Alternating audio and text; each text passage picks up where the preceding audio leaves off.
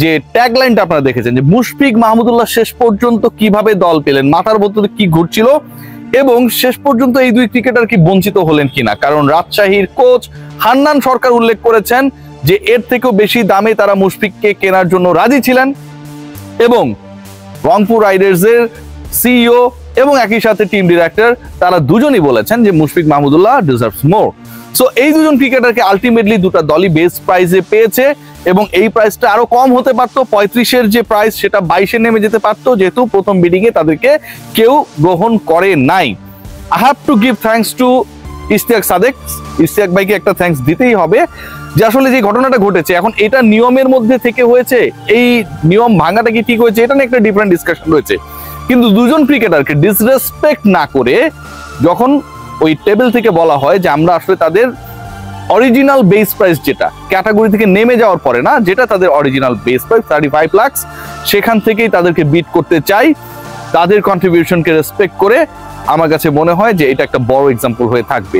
আবার একই সাথে যদি আপনি মনে করেন যে আসলে নিয়মটা কেন ভাঙা হলো, এই নিয়ম কেন ভাঙা হলো সেই প্রশ্ন যদি আমরা নিয়মের মধ্যে থেকে করি তাহলে এটাকেও আসলে সমর্থন করা কিছু তাই যে নিয়মটা আসলে তো ভাঙা উচিত হয় নাই। যা হোক, যেটা যেই হোক না কেন, যেই ঘটনায় ঘটুক না কেন, and of the day Rangpur যে কাজটা করেছে পার্সোনালি আমি হ্যাপি উইথ দ্যাট এবং মুশফিক মাহমুদুল্লাহ ক্ষেত্রে এটা আসলেই বিশেষ বিবেচনায় করা যেতেই পারে। এক নাম্বার টপ টিম যেই দলটাকে আমি মনে করি যে যেই দলটা আলটিমেটলি এবারের বিপিএল এখন পর্যন্ত কাগজে কলমে, মাঠে যেহেতু নামে নাই, সবচেয়ে শক্তিশালী আনডাউটেডলি রংপুর রাইডার্স।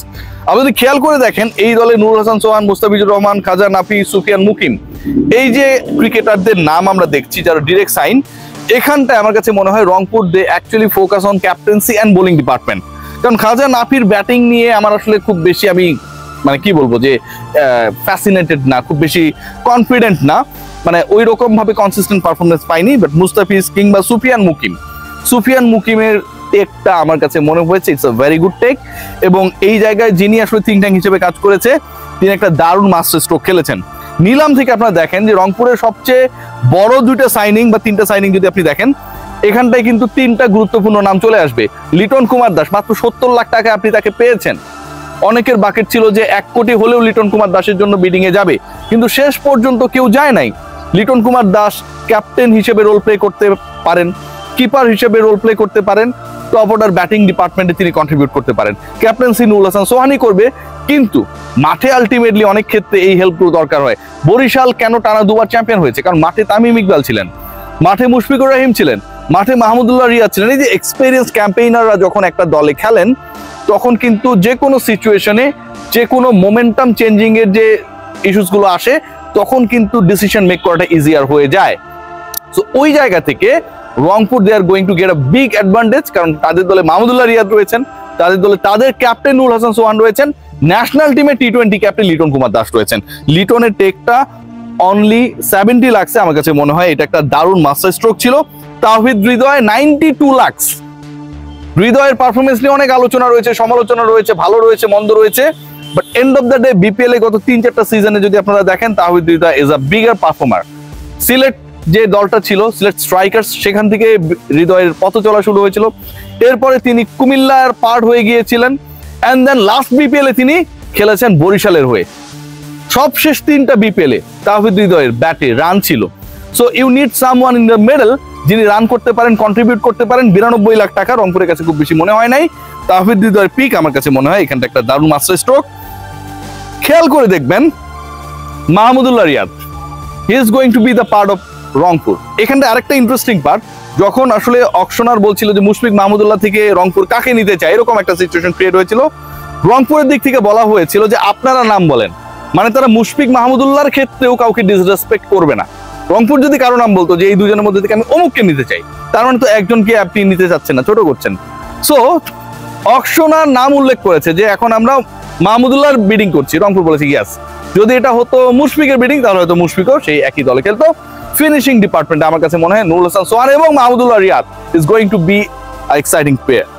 এর বাইরে সেকেন্ড গুড টিম আমার কাছে যেটা মনে হয়েছে, আপনারা যদি খেয়াল করে দেখেন, সেটা কেউ এটার সাথে দ্বিমত হতে পারে, আমার কাছে নোয়াখালী টিমটা যথেষ্ট ভালো মনে হয়েছে। নোয়াখালীর টিমে ভালো মনে হওয়ার কয়েকটা কারণ রয়েছে। প্রথম কারণ যেটা, টপ অর্ডার দেখেন, ডিরেক্ট সাইনিং দেখেন, Hasan Mahmud direct signing, you need someone pace bowling ডিপার্টমেন্টে এরকম যে ন্যাশনাল টিমে বিভিন্ন সময় সার্ভিস দিয়েছে, কনফিডেন্স রাখতে পারেন। Season campaigner Hasan Mahmud. সৌম্য সরকার এবারে বিপিএল খুব ভালো খেলবে। Johnson Charles, Kusal Mendis.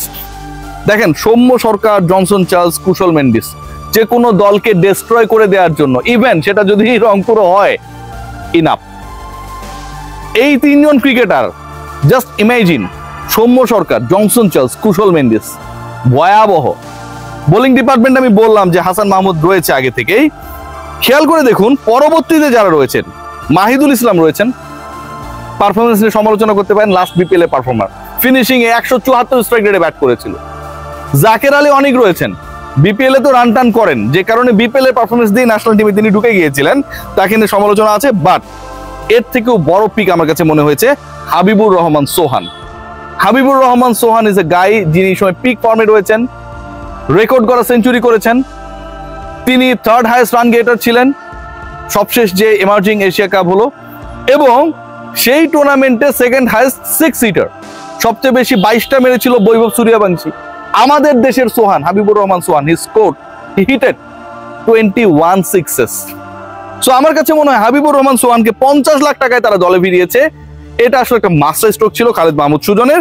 এবং ব্যাটিং ডিপার্টমেন্টটা যদি আপনি দেখার চেষ্টা করেন, আবারও বলছি, সৌম্য সরকার, জনসন চার্লস, কুশল মেন্ডিস, হাবিবুর রহমান সোহান, মাহিদুল ইসলাম অঙ্কন, জাকের আলী অনিক, ভাই এটা দারুণ একটা batting department actually they have build. এবং বোলিং ডিপার্টমেন্টও কিন্তু আমার কাছে মনে হয় যে যথেষ্ট সমীহ জায়গা নিয়ে বোলাররা এখানটায় রয়েছে। থার্ড ইম্পর্টেন্ট টিম, আমি 3টা টিম নিয়ে আলোচনা করব। যদি আমরা দেখি, আমার কাছে মনে হয়েছে সেটা ঢাকা ক্যাপিটালস। আমি রাজশাহীর কথা বলছি না কেন, সেই আলোচনাটা নিয়ে আলোচনা হতে পারে, বা ঢাকা ক্যাপিটালসকে আমাকে মনে হয়েছে যে বেটার টিম। এখানকার সবচেয়ে ইন্টারেস্টিং পার্ট যেটা, নাসির সাব্বির ঢাকায় খেলছে। মানে আপনাদের ক্রিকেটের সাকিব আশরাফুলদের পরে যদি কোনো প্রেম থাকে বাংলাদেশের মানুষের, সেটা নাসির এবং সাব্বির।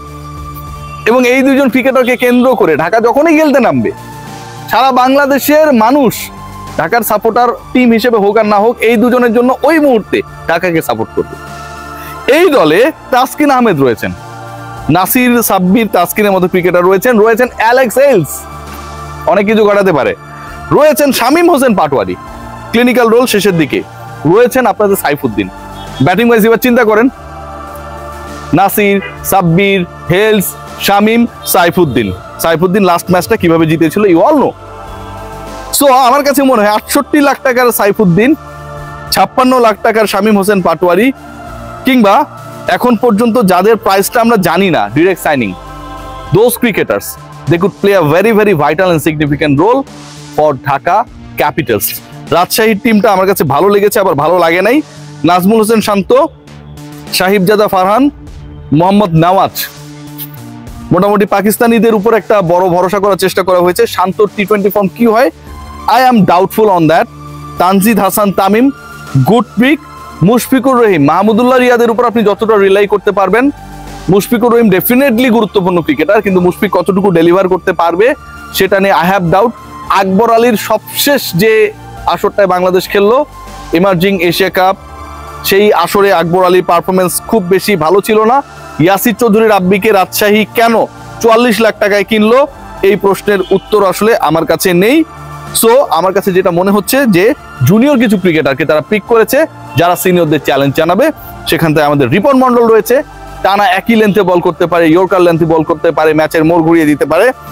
এই জায়গায় ইন্টারেস্টিং পার্ট যেটা, সেখানটায় রয়েছে আমাদের আব্দুল গাফফারের মতো ক্রিকেটার, যেই ক্রিকেটার মানে বাংলাদেশের যখন যেভাবে খেলা হচ্ছিল, সেই খেলাগুলো আমরা যখন দেখছিলাম ইমার্জিং এশিয়া কাপে, তখন আসলে হি ওয়াজ আ ক্রিকেটার যিনি আসলে মনে হচ্ছিল যে সিচুয়েশন চেঞ্জ করার মতো। জিসান আলমের মতো একজন ক্রিকেটার রয়েছেন যিনি পুরোপুরি ম্যাচের সিচুয়েশন ক্রিয়েট করতে পারে। মেহরবের মতো একজন রয়েছেন যিনি ব্যাটিং বোলিং দুটোই ভালো করতে পারে। সো জুনিয়র ক্রিকেটার পিকিং এর জায়গায় আমার কাছে মনে হয় রাজশাহী মাস্টার স্ট্রোক মেরেছে, বাট এক্সপিরিয়েন্সড ওয়াইজ এই দলটাকে আসলে বাজি ধরার মতো না। অনেক বড় ডিসকাশন করে ফেলেছি, সবাই ভালো থাকবেন, টেক গ্রেট কেয়ার। বিপিএল নিয়ে আরো অনেক ডিসকাশন ইন্টারভিউজ আসবে আমার চ্যানেলে এবং আমার পেজে। Keep watching.